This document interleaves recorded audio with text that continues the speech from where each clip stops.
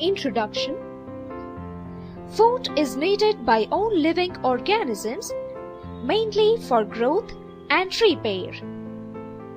Several organisms need food to maintain autotrophic nutrition.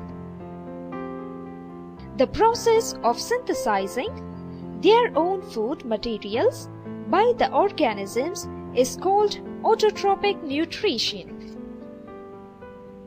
Organisms which exhibit autotrophic nutrition are called autotroph. These organisms are capable of using light energy to synthesize their food. Autotrophic nutrition. The process of synthesizing their own food materials by the organisms is called autotrophic nutrition. Organisms which exhibit autotrophic nutrition are called autotroph.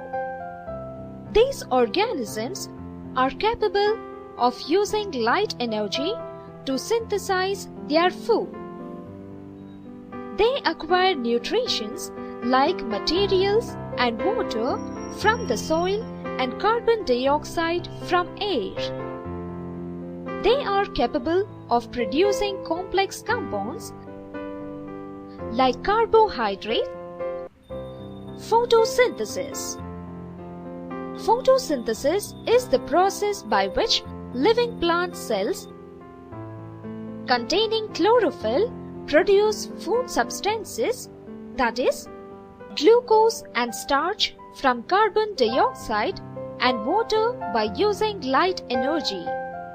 Plants release oxygen as a waste product during photosynthesis. An equation that was photosynthesis. Photosynthesis is the process by which living plant cells containing chlorophyll produce food substances, that is, glucose and starch from carbon dioxide and water by using light energy. Plants release oxygen as a waste product during photosynthesis. An equation that was readily accepted and is still widely used is formulated and proposed by C.B. Van Niel in year 1931. His opinion was, for each molecule of carbohydrate formed, one molecule of water and one molecule of oxygen is produced. This is a very simplified equation. CO2 plus 2H2O reacted with light and chlorophyll forms CH2O plus H2O plus O2. Photosynthesis may be defined as a photochemical reaction during which carbohydrates are formed from presence of starch in leaves. A carbohydrate which is obtained in grains such as rice, wheat, and tubers like potato. It forms a bulk of our food. Glucose is converted to starch in the leaves. Aim: to provide the presence of starch in leaves. Presence of starch in leaves. A carbohydrate which is obtained in grains such as rice, wheat, and tubers like potato. It forms a bulk of our food. Glucose is converted to starch in the leaves. Aim: to provide the presence of starch in leaves. Apparatus: beaker, test tube, tripod stand, Bunsen burner, asbestos gas, ethanol, petri dish, iodine, solution, a potted plant. Procedure. Take a soft, thin leaf of a potted plant which is present in the sunlight for 3 to 4 hours. Boil the leaf in methylated spirit over a water bath till it becomes pale white due to the removal of chlorophyll. Observe the leaf becomes pale white. Spread the leaf in the petri dish. Water and photosynthesis. Von Helmont found that water was essential for the release of plant mass. Later, it was found that release in plant body mass or material occurred due to the process of photosynthesis. Water was important for plant growth and release in body mass, air and photosynthesis. Joseph Priestley, Water and Photosynthesis. Von Helmont found that water was essential for the release of plant mass. Later, it was found that release in plant body mass or material occurred due to the process of photosynthesis. Water was important for plant growth and release in body. Aim. To prove that air is essential for the process of photosynthesis. Apparatus: bell jar, mint plant, candle, mouse. Procedure: a burning candle and a mouse was closed in a bell jar. Soon the candle gets extinguished and the mouse would soon suffocate in the closed bell. Aim. To prove that air is essential for the process of photosynthesis. Apparatus: bell jar, mint plant, candle, mouse. Procedure: a burning candle and a mouse was closed in a bell jar. Soon the candle gets extinguished and the mouse would soon suffocate in the closed bell jar. He concluded that the burning candle or the mouse both somehow damage air. He placed a mint plant in the same bell jar and he lighted a candle from outside. Observe Priestley found that the mouse stayed alive and the candle continued burning in the presence of the mint plant. Carbon dioxide is necessary for photosynthesis. Hugo von Mohl, a German botanist, tests if plant can perform photosynthesis in the absence of carbon dioxide. So, this experiment is called Mohs half-leaf experiment. Aim. To prove that carbon dioxide is necessary for photosynthesis. Carbon dioxide is necessary for photosynthesis. Hugo von Mohl, a German botanist, tests if plant can perform photosynthesis in the absence of carbon dioxide. So, this experiment is called Mohs half-leaf experiment. Aim. To prove that carbon dioxide is necessary for photosynthesis by Mohs half-leaf experiment. Apparatus: a wide-mouthed transparent bottle, splitted cork, potassium hydroxide solution, potted plant, iodine solution. Procedure: a healthy potted plant with narrow and long leaves is taken. It has to be kept in dark for nearly a week in order to make all leaves free from starch. On the day of the experiment, 5 to 10 ml of potassium hydroxide pellets or potassium hydroxide solution is taken in the wide-mouthed transparent bottle. Insert splitted cork in the mouth on the bottle. Insert one of the leaves of destarched plant through the split cork in such a way that half of the leaf is inside the bottle and the remaining half outside. The light and photosynthesis. The part of the leaf inside the bottle is provided with water, chlorophyll and sunlight, but not carbon dioxide, since it is absorbed by KOH solution. So, starch is not formed. The part of the leaf kept inside the bottle should not touch KOH solution. The apparatus should be light and photosynthesis.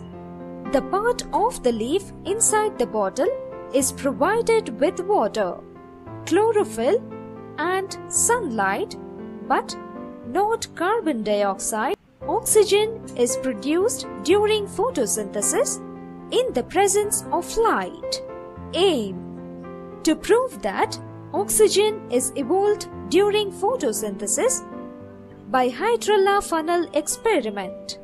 Apparatus: Hydrilla plants, beaker, test tube, funnel, water, glowing splinter. Procedure: oxygen is produced during photosynthesis in the presence of light. Aim: to prove that oxygen is evolved during photosynthesis by Hydrilla funnel experiment. Apparatus: Hydrilla plants, beaker, test tube, funnel, water, glowing splinter. Procedure: take a beaker with pond water. Take some water plants and insert them into the narrow end of the funnel in such a way that the cut ends of the Hydrilla plants must be in the narrow end of the funnel. Keep the wide-mouthed portion of the funnel in the beaker containing water. A test tube is filled with water, is carefully inverted over the narrow end of the funnel. Place the apparatus in the sunlight at least 3 days. It is observed that gas bubbles come from the cut ends of the Hydrilla plants.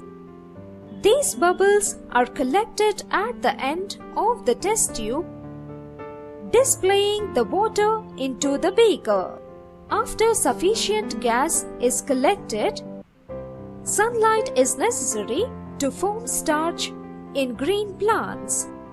Aim: to prove that light is necessary for photosynthesis to form starch. Apparatus: potted plant, light screen, iodine solution. Procedure: a potted plant is taken and it is kept in dark for 2 or 3 days. Sunlight is necessary to form starch in green plants. Aim: to prove that light is necessary for photosynthesis to form starch. Apparatus: potted plant, light screen, iodine solution. Procedure: a potted plant is taken and it is kept in dark for 2 or 3 days. In order to remove starch from its leaves, cover one of its leaves with black pepper on which a design is cut. Fix the paper on the leaf in such a manner that light does not enter the dark part. Place the plant in the sunlight. After a few hours of exposure to bright sunlight, chlorophyll and photosynthesis. Ingenhorst proposed that only green plant part could carry out the process of photosynthesis. The year 1817, due to the work of two scientists, Philetaer and Cavento, obtained an extract of the green-colored substance and named it chlorophyll. It was also found that pigments other than green could chlorophyll and photosynthesis. Ingenhorst proposed that only green plant part could carry out the process of photosynthesis. The year 1870. Where does photosynthesis take place? A tropical leaf is bounded on both sides by upper and lower epidermis. Epidermal layers are covered by cuticle. On the lower epidermis, a large number of openings called stomata are present.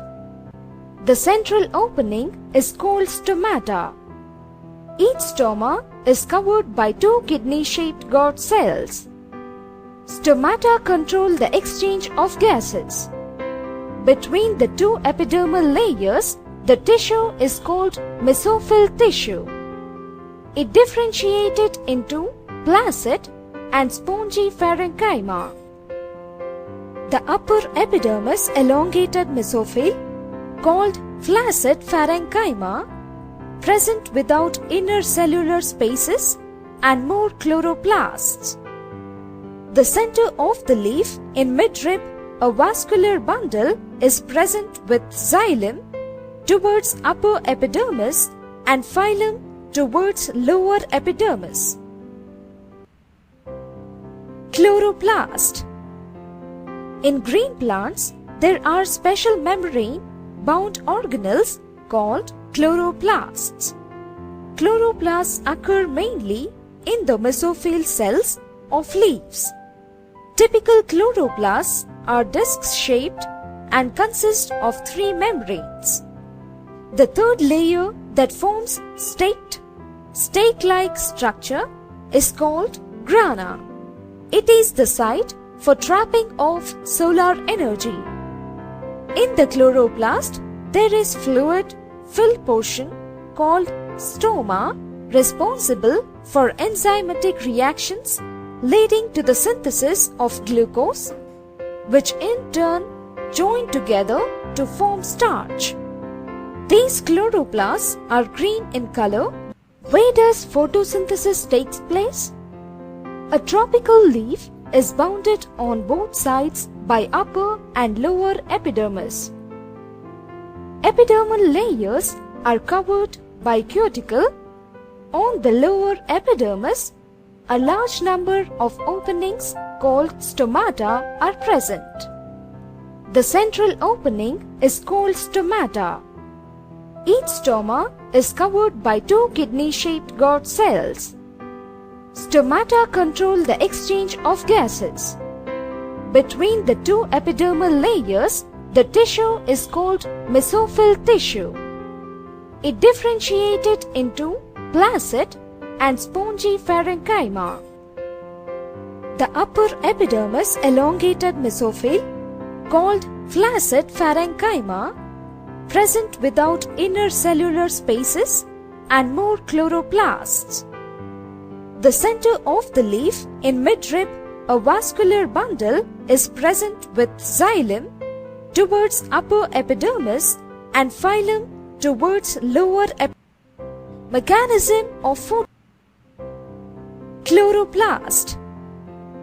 In green plants, there are special membrane-bound organelles called chloroplasts. Chloroplasts occur mainly in the mesophyll cells of leaves. Typical chloroplasts are disc-shaped and consist of three membranes. The third layer that forms stake-like structure is called grana. It is the site for trapping of solar energy. In the chloroplast, there is fluid-filled portion called stroma responsible for enzymatic reactions leading to the synthesis of glucose, which in turn join together to form starch. These chloroplasts are green in color because of a pigment called chlorophyll. The chlorophyll and other pigments of the chloroplasts are fat-soluble and are located in the liquid part of the thylakoid membrane. Chlorophyll A is blue-green in color and chlorophyll B is yellow-green color. Around 250 to 400 pigment molecules are grouped as light harvesting complex or photosynthetic unit in each granum. Photosynthesis, several events occur in the chloroplast. Some of them are conversion of light energy to chemical energy, splitting of water molecule, reduction of carbon dioxide to carbohydrates. Light-dependent event or reactions are called light reaction, and it has been found to take place in grana, while the rest are called light-independent or dark reactions, and they occur in the stoma.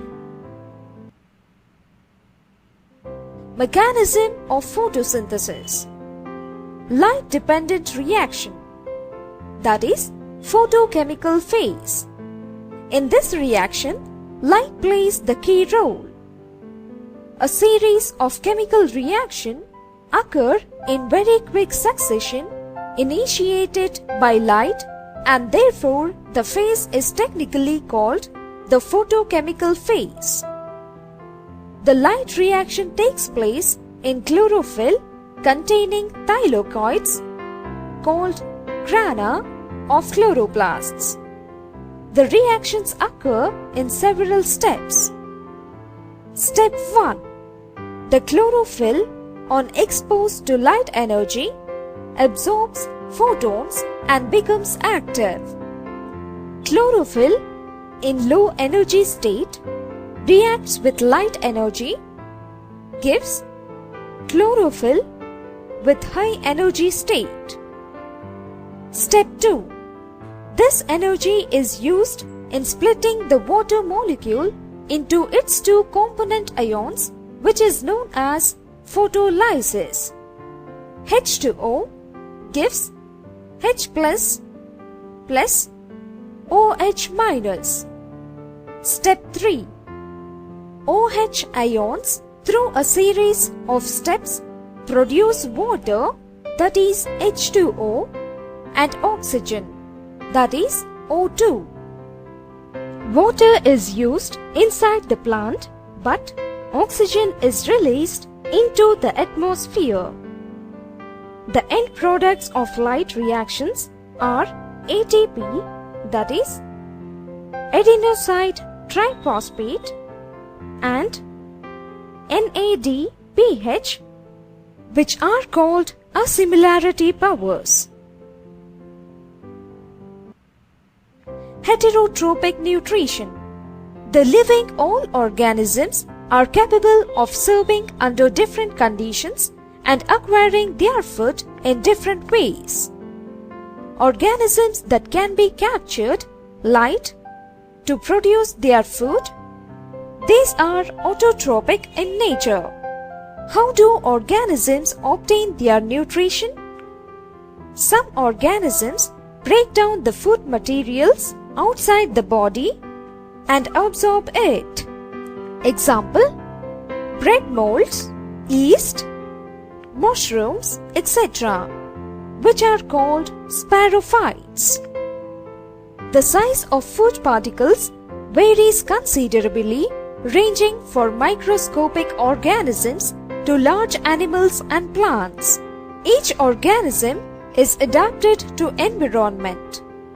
The form of nutrition differs depending on the type and availability of food matter, as well as how it is obtained by the organism. Some animals use pseudopoda. Example, amoeba tentacles are used for capturing food. Example, hydra, these animals do not cut the food and swallow the entire food at a time. Some animals cut the food into small pieces before they consume it. Example, snails have sharp teeth-like structures on their tongue called radula. The food vacuole, complex substances, are broken down into simpler ones, then diffuse into the cytoplasm. The remaining undigested material is moved to the surface of the cell and thrown out. In Paramecium is also the unicellular organisms. The cell has a definite shape. Food is taken in at a specific spot. Food is moved to the spot by the movement of cilia, which covers the entire surface of the cell. The food is injected, that is, cytostorm. Parasitic nutrition in Cascada. Dodder is a leafless, twinning parasitic plant, belongs to morning glory family. It does not contain chlorophyll. It has root-like organs that penetrate the tissue of a host plant and may kill the instead of absorbing food.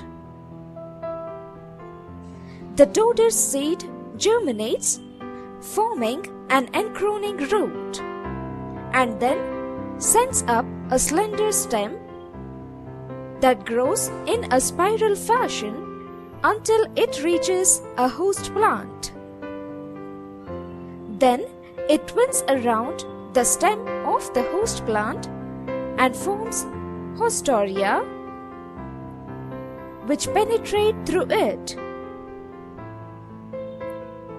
Water is drawn through the hostoria from the host plant's side, and nutrients are drawn from its phylum. Meanwhile, the root rots away after stem contact has been made with a host plant. After growing in a few spirals around one host shoot, the dodder finds its way to another, and it continues to twin and branch until it resembles a fine, densely tangled web of thin stems enveloping the host plant.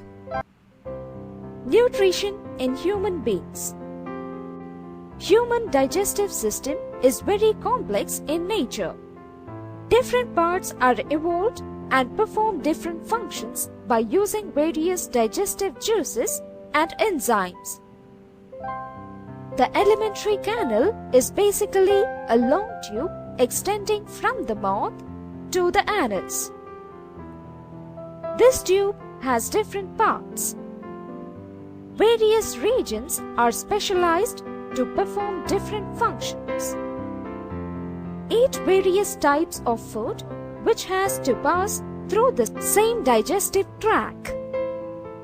It also has to be converted to substances small enough to be utilized by our body.